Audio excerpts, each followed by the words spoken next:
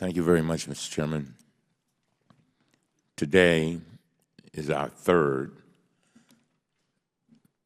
emergency hearing about Secretary Clinton's emails in 4 business days.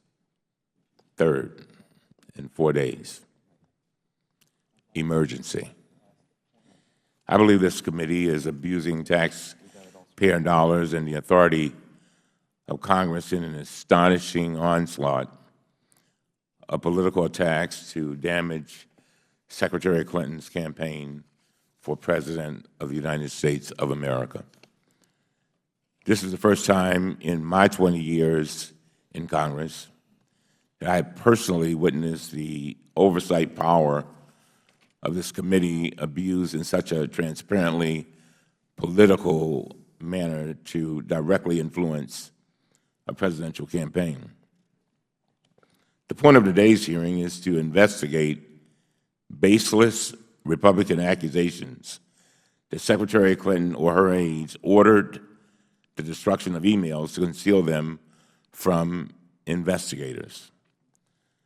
The most important fact for today's hearing is that the FBI already investigated these accusations and thoroughly debunked them.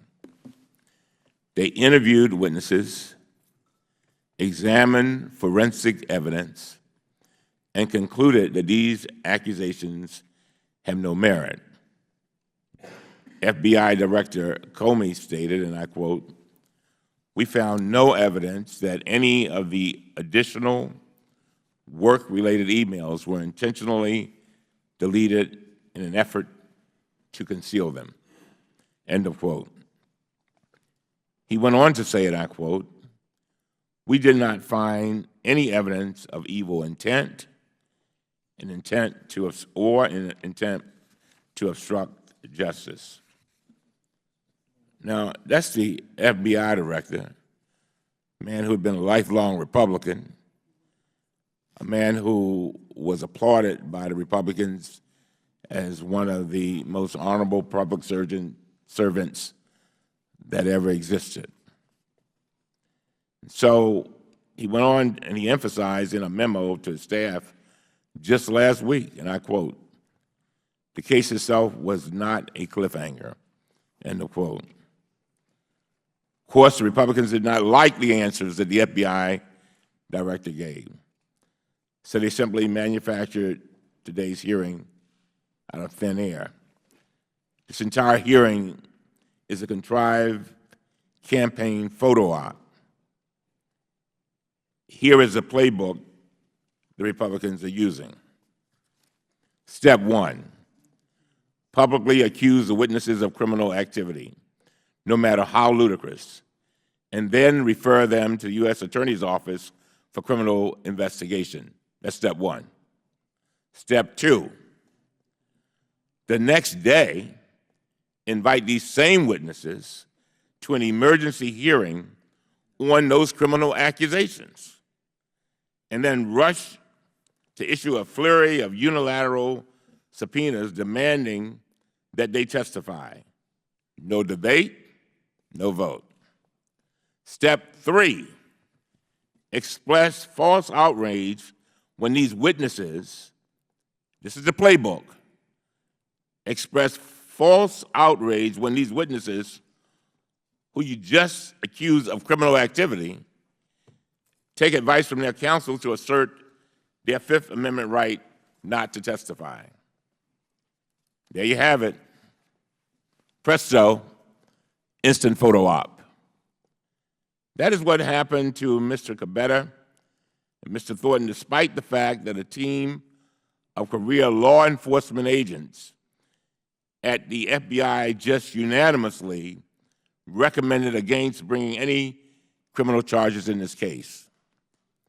Keep in mind that Director Cummings said that this was an all-star group of FBI agents. An all-star group of FBI agents said unanimously that these gentlemen should not be charged.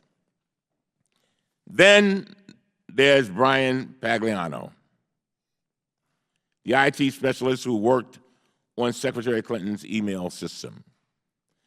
Mr. Pagliano has already been interviewed by the FBI, and the FBI provided us with the results of his interview. But the Republicans disagree with the FBI's conclusions. So here we are. Mr. Pagliano has already asserted his Fifth Amendment rights before this Congress. He did this when Chairman Gowdy issued his own unilateral subpoena to force him to appear before the Benghazi Committee on the same issue. Of course, I sat as the ranking member on that select committee. Obviously, Mr. Pagliano was concerned about the criminal accusations that Republicans were making, so his attorney advised him to assert the Fifth Amendment. There's no legitimate reason for Republicans to force Mr. Pagliano to appear yet again before Congress just to assert his Fifth Amendment rights one more time. How many times will Republicans do this? Will they force him to take the Fifth in front of the Science Committee next? How about the Homeland Security or Intelligence Committee? Should we have him go to those committees too? This is an absolute abuse of authority. Now, Chairman Gowdy and I disagree about many things, but I give him full credit for one thing that he did. At least when he subpoenaed Mr. Pagliano, he did it in a private session. He did not force Mr. Pagliano to assert the Fifth in public just to humiliate him, and I respect Mr. Gowdy for that.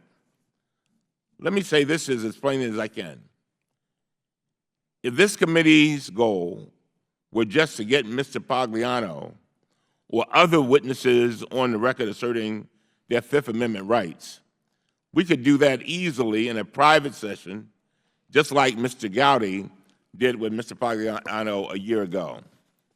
There's no legitimate reason to force Mr. Pagliano or the other witnesses who were subpoenaed for this hearing to assert the Fifth in open session.